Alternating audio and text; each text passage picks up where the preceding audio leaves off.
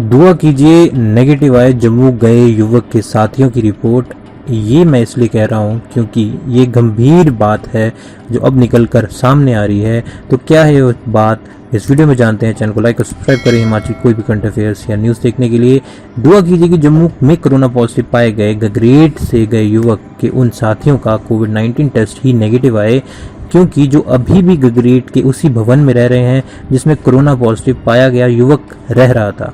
युवक 2 मई को ही अपने अन्य 124 साथियों के साथ यहां से जम्मू के लिए रवाना हुआ था, जबकि उसके 30 साथी अभी भी यहीं रह रहे हैं। खौफ वाली बात यह है कि जिस मार्केटिंग कंपनी में युवक कार्यरत था, उसी कंपनी के कार्यरत सैकड़ों युवक अभी भी इसी क्षेत्र में रहते हैं और सूत्रों की माने तो गाहे बगाहे ये लोग आपस में मिलते भी रहते हैं।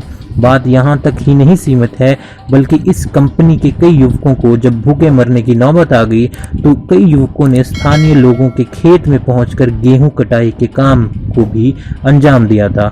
गगरेट स्थित इस मार्केटिंग कंपनी में जिला ऊना के किसी भी युवक को प्रवेश नहीं दिया जाता है, बल्कि इसमें ज्यादातर अन्य राज्यों के युवकों को ही रखा जाता है। हालांकि कंपनी का कार्य नेटवर्किंग का है, लेकिन इसकी बारीकियां सिखाने के नाम पर युवाओं को यहीं किराए पर भवन लेकर रखा जाता है। गगरेट से गए कोरोना पॉजिटिव कामगार के साथ भवन में रहते थे कई लोग। भवन में अभी भी 30 से ज्यादा युवा मौजूद हैं।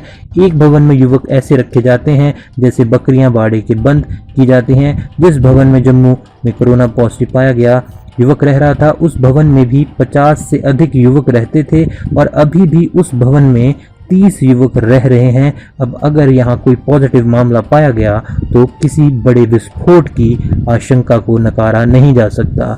2 को जब वो गया था तब कोई लक्षण नहीं थे। 2 मई को जब इस युवक को यहाँ से जम्मू के लिए रवाना किया गया तो किसी भी युवक में कोरोना वायरस जैसे लक्षण नहीं पाए गए थे।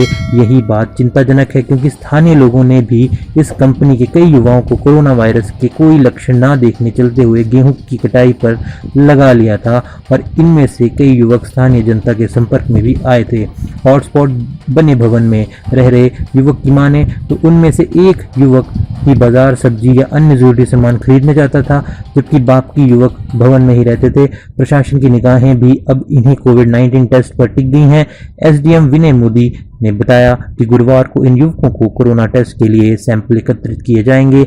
इसके बाद अगली रणनीति तय होगी। आई होप आपको ये वीडियो अच्छी लगी हो। धन्यवाद।